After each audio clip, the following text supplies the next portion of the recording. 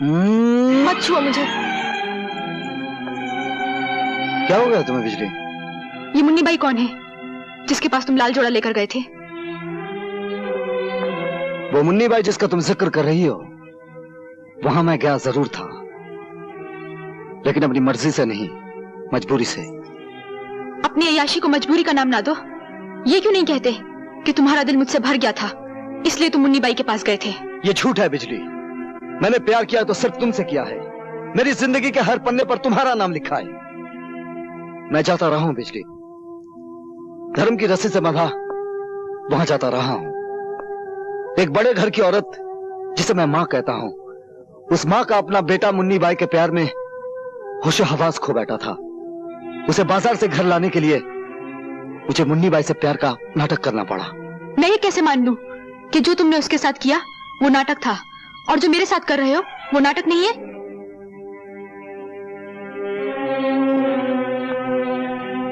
मेरी आंखों में आंखें डालो और होंठों पे होंठ, तो मैं खुद ब खुद पता चल जाएगा कि मैं सच कह रहा हूं या झूठ।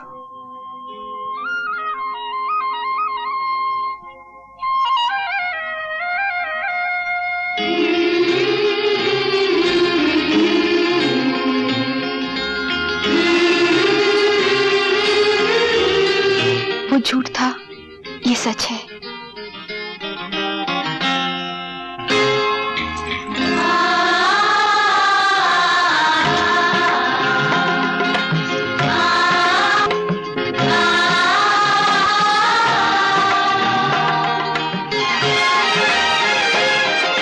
अब तो यकीन आया ना, मैंने उसे जो कुछ भी दिया था वो छलावा था।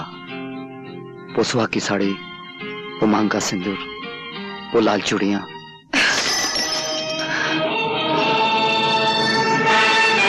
ये लो अपनी लाल चूड़ियां और पहना दो उस छिनाल को जिसे तुम अपने गले लगा रहे हो। दुनिया के तमाम जानवर अपने बच्चों की परवरिश अपने दूध से करते हैं, सिर्फ नागिन अपने पिल्लों को अपने जहर से पालती है। और फिर मैं तो वो नागिन हूं जिसने सदियों से और नस्लों से सिर्फ जहर ही पिया है। मैं तुम्हें फिर मिलूंगी, और जब मिलूंगी तो वो सारा जहर एक साथ तुम्हारे मुंह पर उलट दूंगी।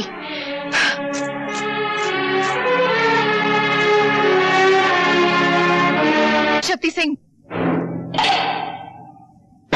तुम? और यहाँ? हाँ शक्ति सिंह, तुम हमेशा चल के मेरे पास आया करते थे, लेकिन आज मैं खुद तुम्हारे पास आई हूं।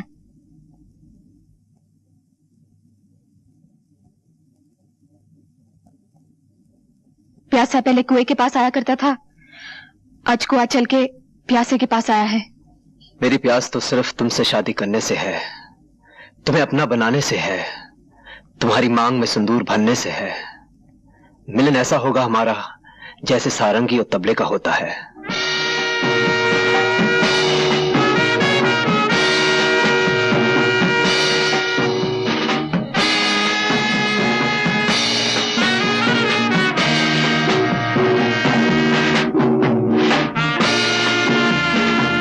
ये मिलन जरूर होगा शक्ति सिंह।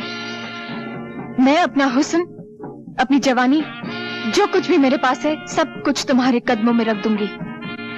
लेकिन इससे पहले तुम्हें मेरे लिए एक छोटा सा काम करना होगा। तुम काम बोलो मुन्नी बाई, तुम्हारे मुंह से जो बात निकलेगी पूरी की जाएगी। मैं चाहती हूँ एक बार, सिर्फ एक बार रवि को मेरे सामने खड़ा कर दो। उसके हाथ और उसके पांव पर इख्तियार तुम्हारे होंगे, लेकिन इसके जान पर हक सिर्फ मेरा होगा, सिर्फ मेरा। समझ लो मुन्नी बाई, तुम्हें तुम्हारा हक मिल गया।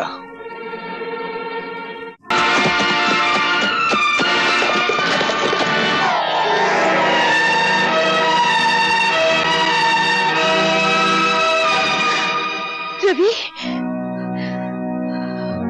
ओ गॉड, अपने रहमत के फरिश्तों को हुक्म दो कि वो रवि के सिरहाने खड़ी हुई उसकी मौत को उसे छूने की इजाजत न दे।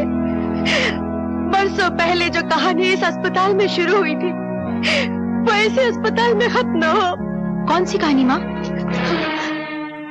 एक औरत की कहानी जिसकी शादी नहीं हुई थी और वो माँ बनने वाली थी।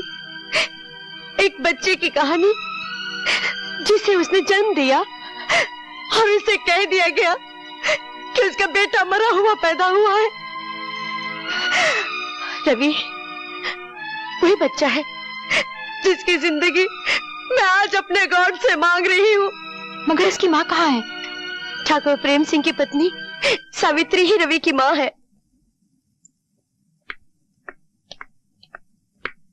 किसकी मंगल कामना करने जा रही हैं आप? मैंने पूछा, किस पति की मंगल कामना करने जा रही हैं आप? कौन हो तुम? यहाँ किस लिए आई हो?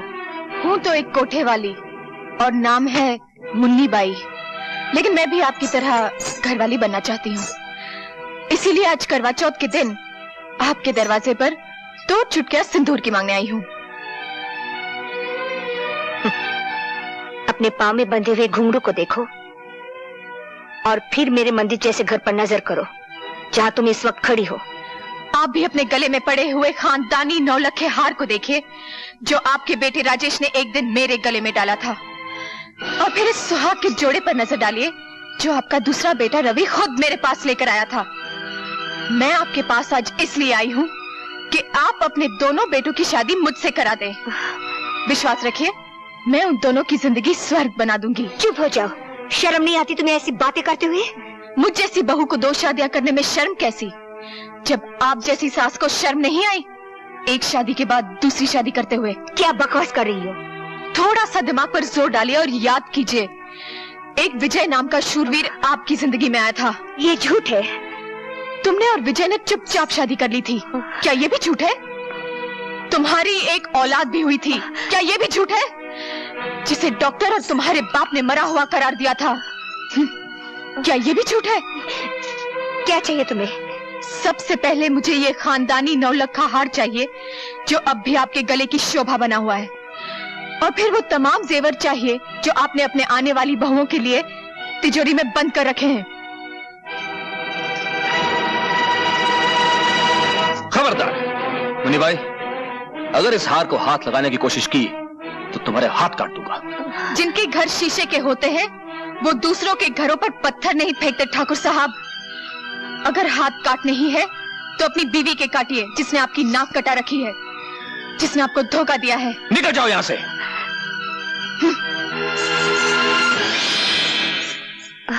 अब मैं तुमसे पूछता हूँ सावित्री, जो कुछ इसने कहा क्या वो सच है? इतना बड़ा सच छुपाया तुमने मुझसे, अपने पति से, जिसे तुम परमेश्वर मानती थी? मैं पूछता इतना खूबसूरत धोखा क्यों किया तुमने मेरे साथ? क्यों किया, आखिर क्यों? वक्त से बढ़कर धोखेबाज और कोई नहीं होता। जो सच्चाई कड़वी हो उसे छुपाना कोई पाप नहीं है। जो सच्चाई बोलने से घर में आग लग जाए उसे ना बोलना ही ठीक है। मरते वक्त मेरे पिताजी ने मुझसे ये वचन लिया था, पर आज जब आप सब कुछ जान गए हैं तो और एक सच्चाई भी जान लीजिए। मेरे स्वर्गीय पति की संतान रवि है।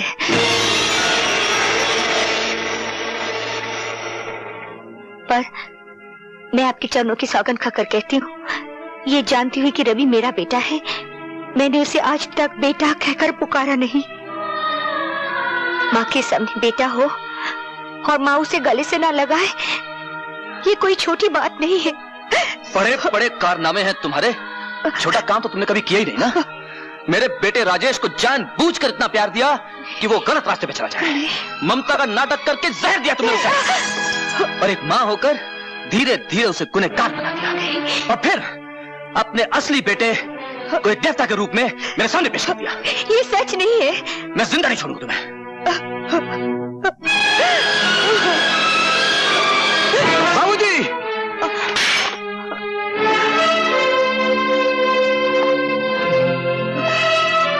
उठो मां।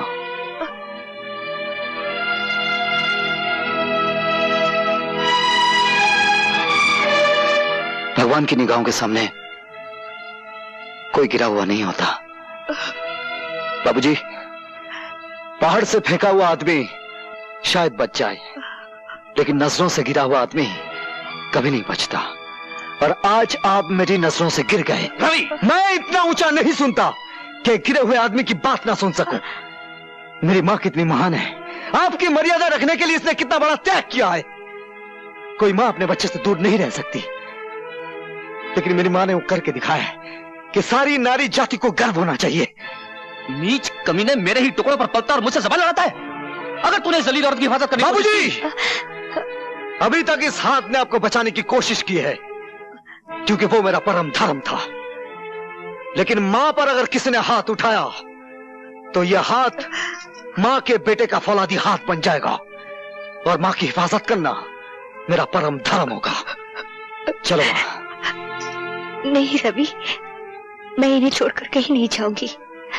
मैं इस घर में डोली में बैठ कर आई थी, अब तो इस घर से मेरी मिट्टी उठेगी। मेरे लिए तुम मिट्टी ही हो, जब चाह उठ जाओ। सुना मां, लेकिन मेरे रहते हुए उन लोगों की मिट्टी उठेगी जो तुम्हारी मिट्टी खराब करना चाहते हैं। चलो।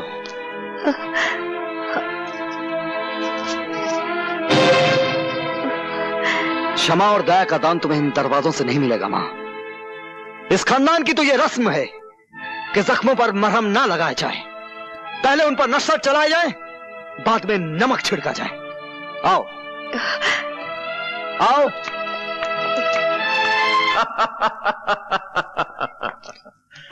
शाबाश मुन्नी भाई, शाबाश। बरसों के बाद आज वो दिन आ गया है बेटे, जिसका हमें इंतजार था। लोहे की वो दीवार चकनाचूर हो गई है जो आज तक प्रेम सिंह को मुझसे बचाती रही।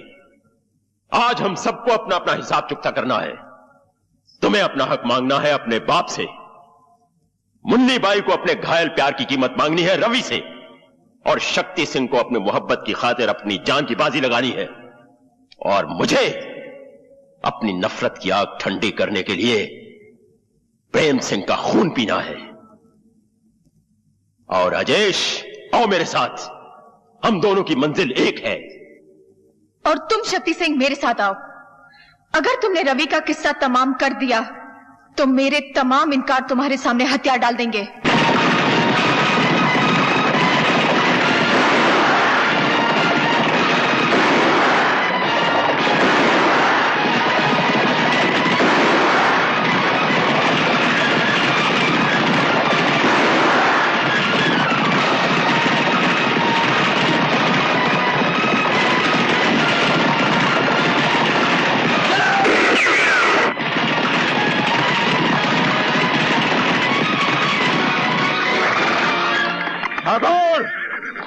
बाहर निकल और सामना कर अपनी मौत का, जिसने तुझे बरसों ढूंढा है और आज तेरे दरवाजे पर आ पहुंची है।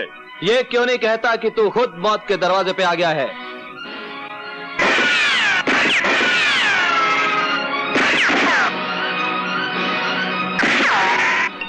राजेश, हवेली के अंदर से सिर्फ एक बंदूक आग उगल रही है। तुम हवेली के चप्पे चप्पे से वाकिफ हो, हवेली का खुफिया रास्ता बताओ। रवि, आज फिर किसी जगह जुल्म की आंधी उठी होगी, किसी सुहागन का सिंदूर खतरे में पड़ गया होगा। बेटा, तू जल्दी जा, जल्दी जा।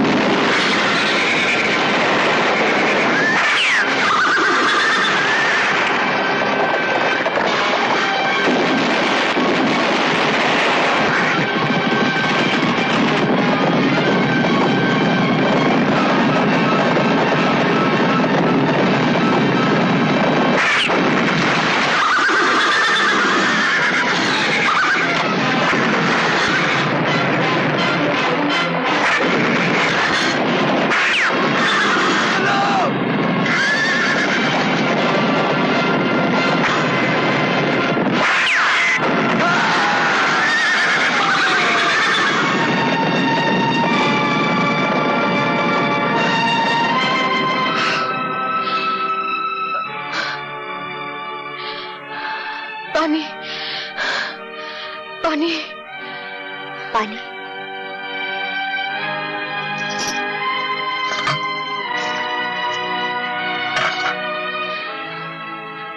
पानी।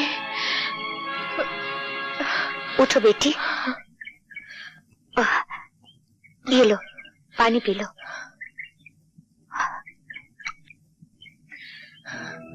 आपने मुझे बेटी कहा?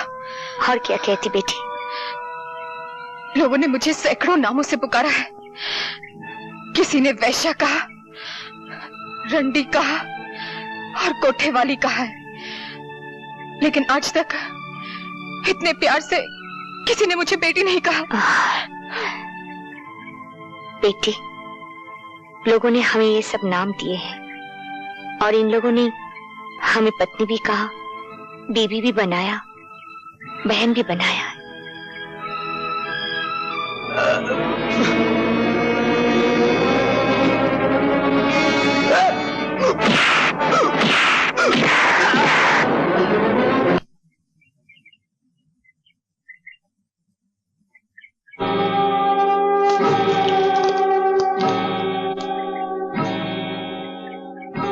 ठाकुर, याद है मैंने तुमसे कहा था कि तुमने मेरी एक आंख ली है, तुम्हें अपनी दोनों आंखों के साथ साथ जान से भी हाथ धोना पड़ेगा। कहां है तुम्हारा वो परम धर्म वाला जिसके बलबूते पर तुम इतना उछलते थे? इंतकाम की जो भट्टी मैंने अपने सीने में परसों से तपाई रखी है, मैं चाहता तो था कि उसके अंगारे अपने हाथों से तुम्हारे बाप के मुंह पर उड़ेल दूं। क्योंकि मैंने तुम्हें अपना बेटा कहा है, इसलिए यह हक मैं तुम्हें देता हूं। ये लो पिस्तौल और उतार दो सारी की सारी गोलियां अपने बाप के सीने में, जिसने तुम्हें जायदाद नहीं दी, दौलत नहीं दी, बाप का प्यार नहीं दिया, दी है तो सिर्फ मुंह भरकर गालियां और जमाने भर की ठोकरें। चलाओ गोली और खत्म कर दो इस बाप बेटे के झूठे नाटक को हमेशा के लिए।